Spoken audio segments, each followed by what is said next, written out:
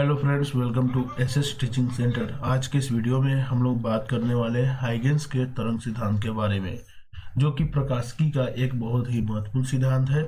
और इस सिद्धांत के अंतर्गत हम पढ़ेंगे कि प्रकाश कैसे जो है तरंग की तरह व्यवहार करता है और कैसे संचरित होता है। तो चलिए शुरुआत कर लेते हैं इस टॉपिक में। तो अगले पॉइंट की तरफ हम लोग बढ़ते हैं। इस सिद्धांत का जो प्रतिपादक है वो जो है क्रिश्चियन हाइगेंस है, जो कि हॉलैंड के वैज्ञानिक थे। और इनके अनुसार प्रकाश तरंगे एक प्रत्यास्थ अनुदैर्घ्य तरंगे हैं, जिनका संचरण ईथर माध्यम के कणों में कंपन के कारण होता है। इन्होंने एक काल्पनिक माध्यम की कल्पना की जिसको ईथर माध्यम कहा गया, और उस माध्यम के कणों में जब कंपन होता है तो उसके कारण जो है प्रकाश तरंगे संचरित होती है। इसको और डिटेल से देख लेते हैं। तो हाइगेंस का तरंग सिद्धांत जो है वो प्रकाश तरंगों के ज्यामितीय विवरण को भी प्रस्तुत करता है। ये बताता है कि तरंग कैसे ट्रेवल करता है, उसका स्वरूप क्या होता है, उसका पैटर्न क्या होता है। तो उसके संबंध में हमें कुछ छोटी छोटी बातें जाननी होंगी, जैसे कि तरंगाग्र क्या है और द्वितीयक तरंगाग्र क्या है। अंग्रेजी में इसको वेव फ्रंट्स कहते हैं और सेकेंडरी वेव फ्रंट्स कहते हैं।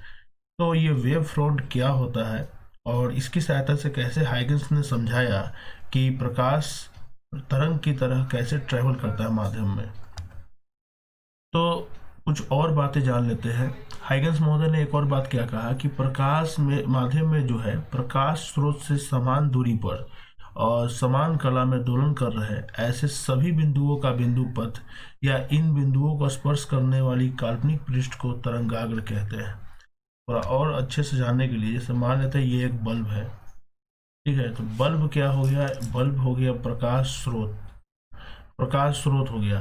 तो इस प्रकाश स्रोत से समान दूरी पर, अगर हम समान दूरी की अगर हम बात करें तो हम लोग यहाँ पे ये कह सकते हैं कि इस बल्ब के सेंटर से जहाँ से प्रकाश उत्सर्जित हो रहा है वहाँ से समान दूरी पर, जैसे आप देख रहे हैं इस बल्ब से इस जगह की जो दूरी है उसको अगर हम सेम मान लें तो उस स्थिति में इस समान दूरी पर ये जो जितने भी पॉइंट्स है, ठीक है, ये सभी बिंदु या ये बिंदु पथ, इन बिंदुओं को अगर स्पर्श करने वाली हम एक रेखा खींचे, जैसे कि आप देख रहे हैं ये जो येलो लाइन है, ठीक है, तो उसको अगर हम लोग खींचे तो उस तरह से वो जो स्पर्श रेखा होगी वो एक काल्पनिक पृष्ठ होगी, और वो जो काल्पनिक पृष्ठ होगी उसी को हम लोग तरंगाग्र कहेंगे। मतलब प्रकाश तरंगाग्रों के रूप में आगे बढ़ती है। जैसे ये एक अलग तरंगाग्र है, ये एक अलग है, ये अलग है, इस तरह से प्रकाश चलती है। और प्रकाश के चलने की जो दिशा होती है वो तरंगाग्र पे लंबवत होती है, वो परपेंडिकुलरली आगे बढ़ती है लंबवत रूप से। जैसे यहाँ आप देख सकते हैं प्रकाश लंबवत रूप से आगे बढ़ रहा है। चलिए एक चीज और है, प्रकाश का हर स्रोत जो है ना वो माध्यम में एक विक्षोभ केंद्र की तरह माना जाता है। जैसे तालाब में जब हम कंकर फेंकते हैं तो बहुत सारे रिपल्स उत्पन्न होते हैं, ठीक उसी तरह से इसको माना गया है। चलिए आगे बढ़ते हैं और कुछ और चीज़ें जान लेते हैं।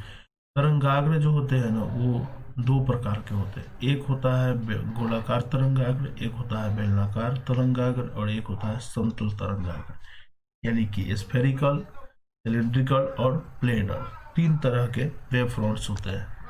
गोलाकार तरंगाग्र को समझते हैं। जैसे मान लेते हैं यहाँ पर ये एक सोर्स ऑफ लाइट था, और उस सोर्स ऑफ लाइट के कारण जैसे ही उसको ऑन किया गया वो एक तरह से माध्यम में विक्षोभ पैदा करता है, हलचल पैदा करता है। और उस कारण से जो है कुछ तरंगाग्र उसके चारों ओर, ऊपर नीचे आगे पीछे सभी दिशाओं में, ठीक है, स्फेरिकल रूप से जो है तरंग आगे बढ़ता है। तो ये जो तरंगाग्र है, अभी थोड़ा देर पहले इसका डिफिनेशन दिए थे कि इस प्रकाश स्रोत से समान दूरी पर अगर हम एक बिंदु या बिंदु पथ निकालें और उन बिंदुओं से स्पर्श करके गुजरने वाली एक काल्पनिक सतह की कल्पना करें तो वो सतह को ही हम लोग कहते हैं वेव फ्रंट। और यहाँ जो ये सतह है ये एक गोलीय सतह है, जैसा कि आप लोग देख पा रहे हैं। तो बहुत सारा है, ये कि ये भी है, ये भी है। और प्रकाश कैसे चलेगा, प्रकाश इस सतह के लंबवत निकलेगा सभी दिशाओं में, यहाँ से ऐसे इस तरह से निकलेगा, ठीक है। इसको और डिटेल से समझने के लिए हम लोग 3D का सहारा लेते हैं। 3D में अगर हम मान लें कि ये सोर्स ऑफ लाइट है, तो सोर्स ऑफ लाइट के चारों ओर, ठीक है, ये तरंगाग्र है जो आप व्हाइट वाला देख रहे हैं। इस व्हाइट वाले, ये जो व्हाइट वाला जो शेप है देख रहे हैं, ये किसी गोला या किसी स्फीयर का आधा है। तो इस तरह से वेव फ्रंट आगे बढ़ते हैं। देखिए इस वाले का रेडियस छोटा है, इस वाले का उससे थोड़ा बड़ा रेडियस है, इस वाले का उससे भी बड़ा रेडियस है। यानी जैसे जैसे तरंगाग्र दूर जाता है उसका रेडियस, उसका साइज बढ़ते जाता है। तो यहाँ भी आप देख सकते हैं, यहाँ जो ये पिक्चर है वो दिखा रहा है ये सोर्स ऑफ लाइट है, और इससे तरंगाग्र कैसे आगे बढ़ रहा है। देखिए सोर्स ऑफ लाइट के जस्ट तुरंत बाद जो तरंगाग्र आता है उसको हम लोग प्राथमिक तरंगाग्र या सीधे तरंगाग्र करते हैं, इसको तरंगाग्र कहेंगे। और इसी तरंगाग्र पर अगर हम एक बहुत सारे बिंदु लेकर और उन बिंदुओं पर एक स्पर्श रेखा खींचेंगे तो हमको दूसरे तरंगाग्र का, यानी कि इस तरंगाग्र का जो है पोजीशन मिल जाएगा। उसी तरह इस पे होगा। इस फिगर में इसको और अच्छे से समझने के लिए हम एक और फिगर का सहारा लेंगे। तो आप देखिए कैसे गोलाकार तरंगाग्र आगे बढ़ता है। इसको और डिटेल से आप देख सकते हैं कि जैसे इसको थोड़ा एक और फिगर से मैंने दिखाया है कि ये सोर्स ऑफ लाइट है और गोलाकार तरंगाग्र का एक छोटा सा टुकड़ा लिया है।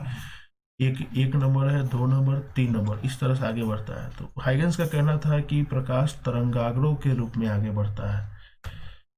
अगर अब आते हैं बेलनाकार तरंगाग्र को लेते हैं। जैसे मान लेते हैं ये सोर्स ऑफ लाइट है जो कि बेलनाकार शेप में है, तो उससे निकलने वाले जो तरंगाग्र होंगे वो भी बेलनाकार सोर्स में होंगे।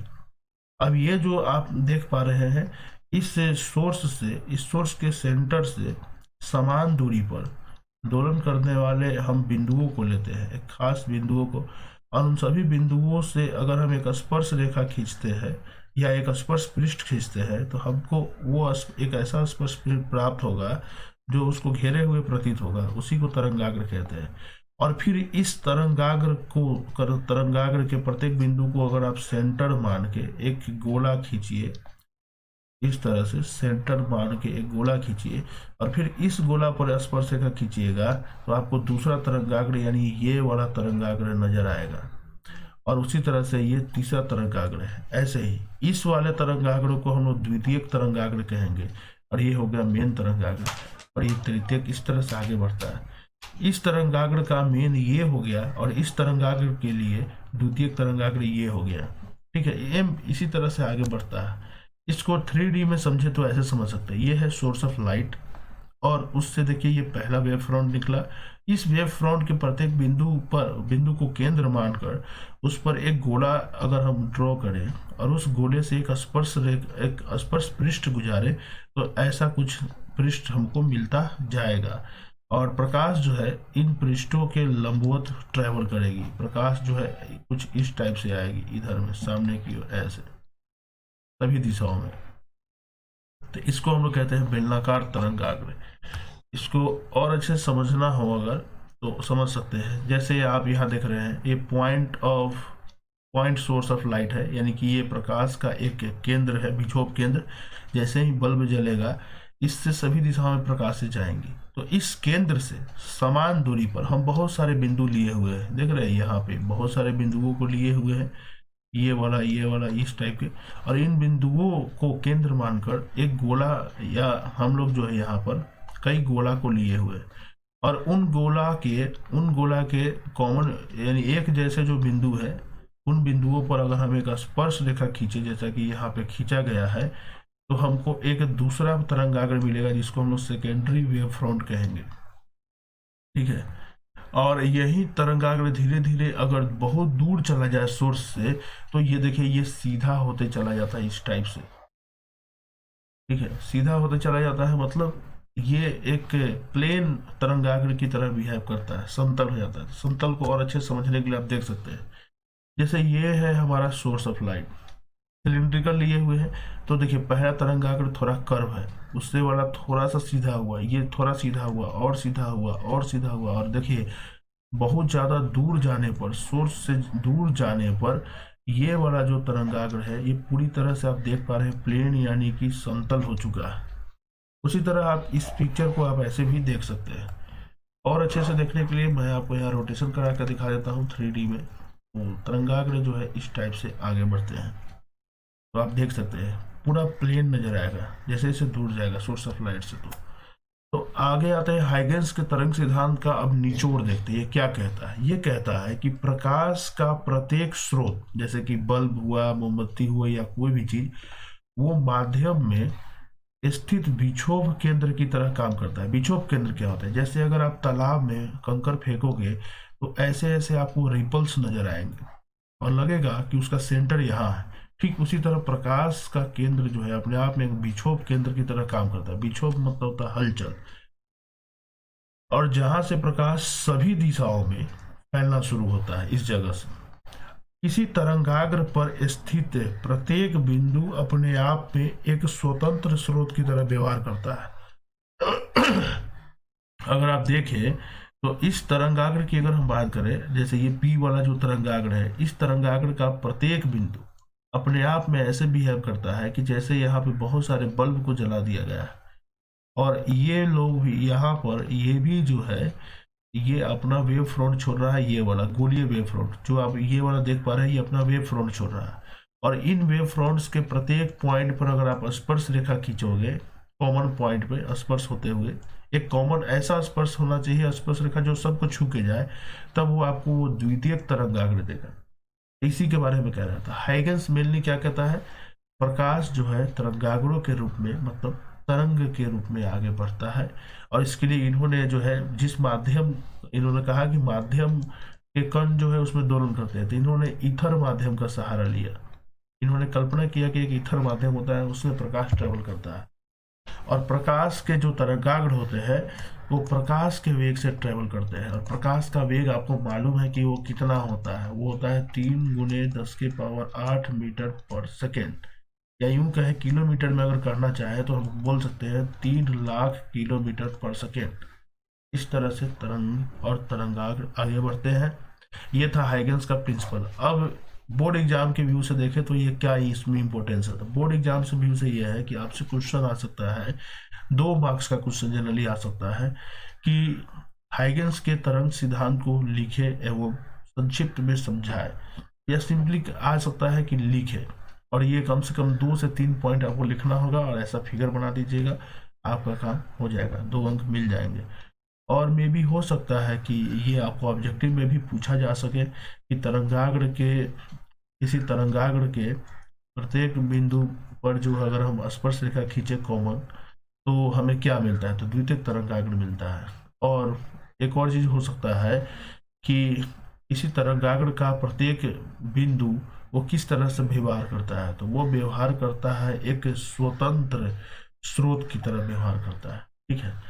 और हाइगेंस के तरंग सिद्धांत में अगर देखें तो ये भी पूछा जा सकता है कि हाइगेंस ने प्रकाश को तरंग की तरह संचारित करवाने के लिए किस माध्यम का कल्पना किया था? तो वो माध्यम है क्या? ईथर। एक काल्पनिक माध्यम है। ठीक है। इस तरह से ऑब्जेक्टिव क्वेश्चंस भी आ सकते हैं, लेकिन 2 नंबर के हिसाब से, 2 मार्क्स के हिसाब से काफी इंपॉर्टेंट टॉपिक है।